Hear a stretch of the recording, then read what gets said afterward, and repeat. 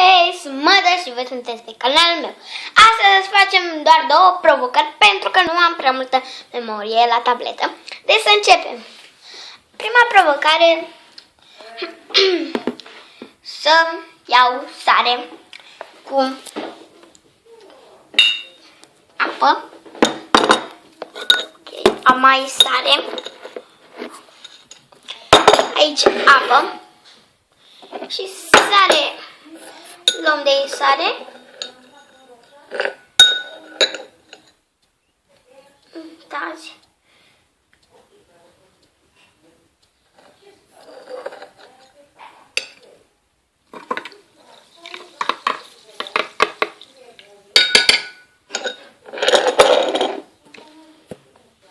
Am terminat și voi bea. Dacă se vede sarea. Uitați. Așa.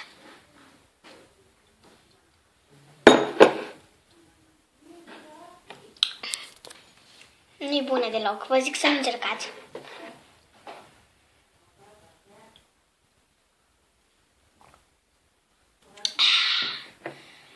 Nu-i bună.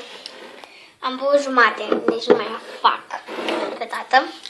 Și dau provocare să strig în gura mare, sunt cea mai tare, deci să începem. Sunt cea mai tare! Gata.